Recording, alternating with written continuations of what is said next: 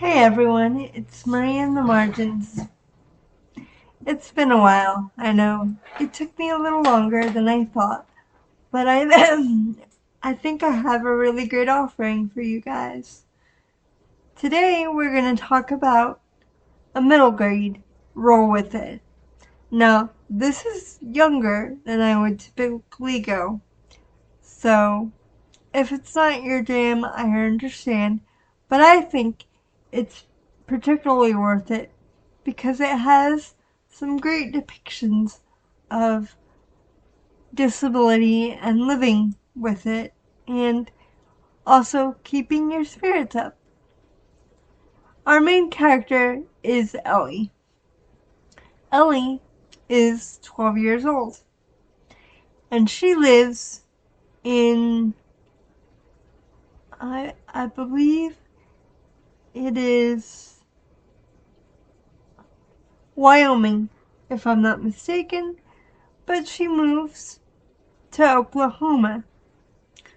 This move is because her grandmother is having a hard time with the health of her grandfather, whom Ellie is really close to, but his health is rapidly changing.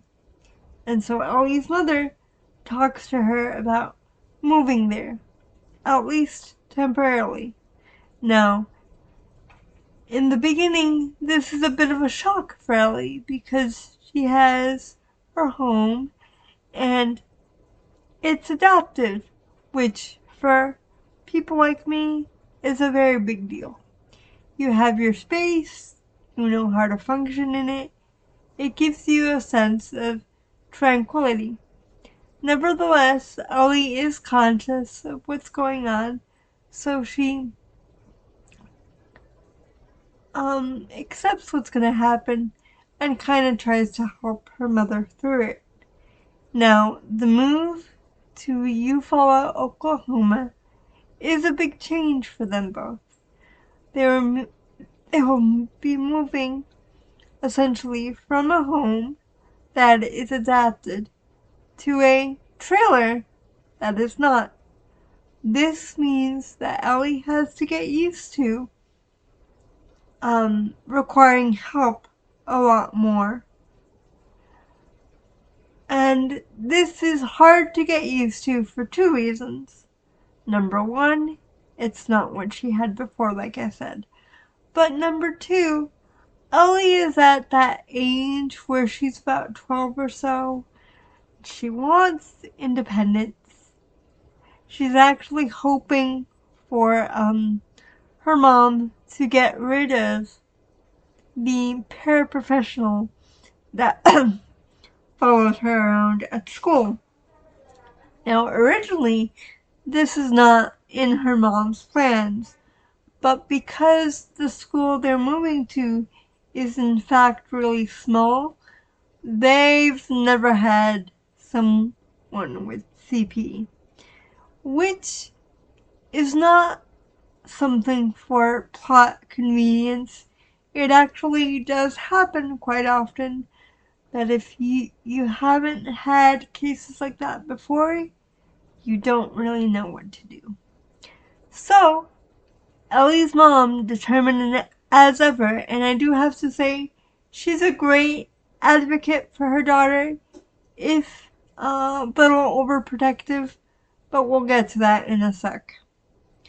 Ellie's mom hatches a plan for her to be driven to school in a van along with two other kids from the trailer park.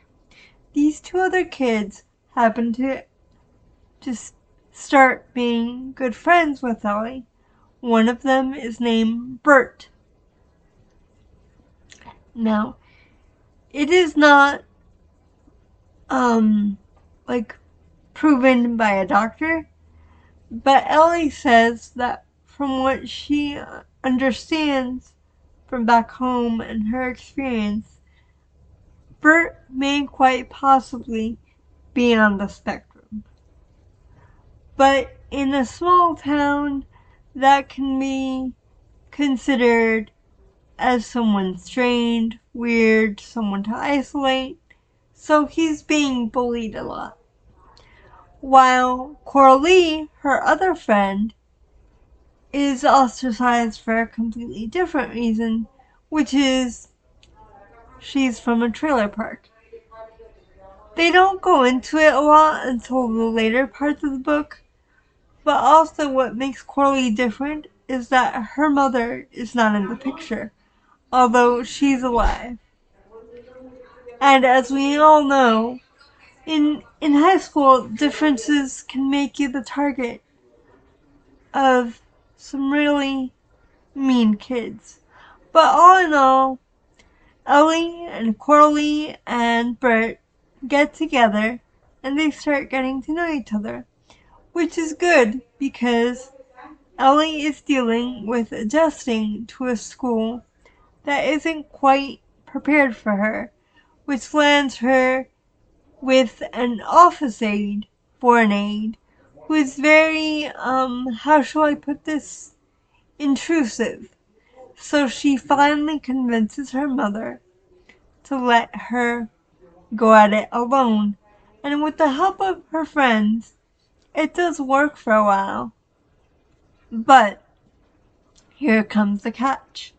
Because Ellie is working so hard to prove herself independent, she gets very, very sick with pneumonia, which causes her mother to rethink the whole moving to Eufaula situation.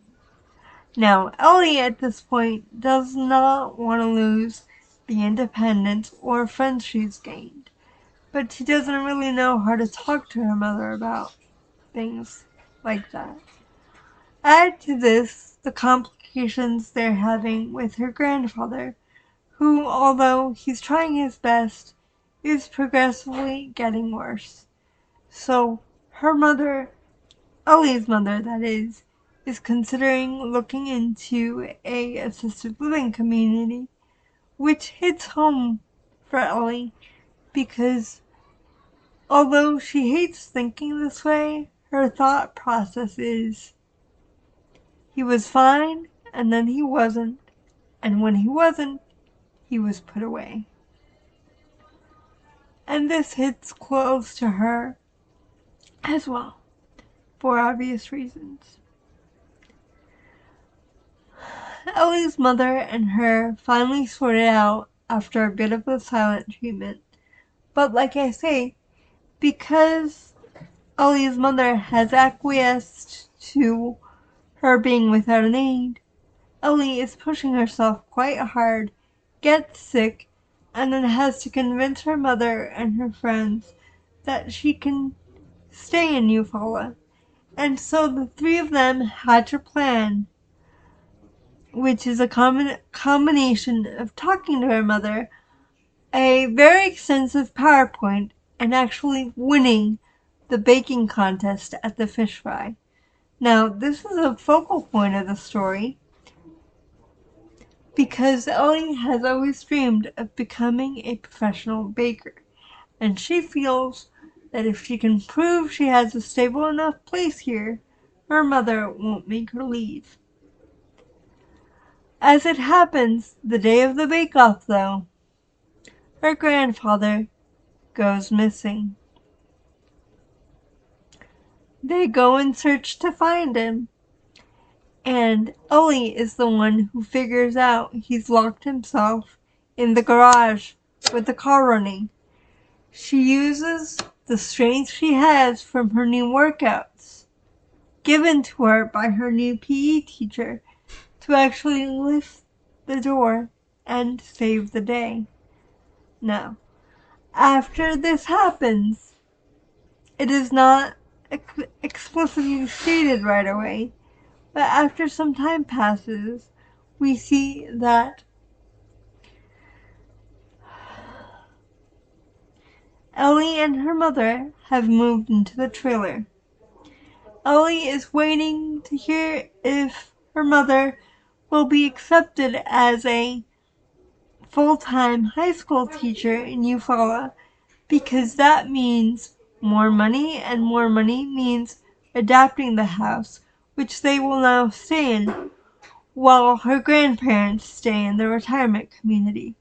And we leave off with them having a day at the beach together with Ollie's friends, and Ollie independently swimming with the assistant's floaties and her friends to keep an eye on her.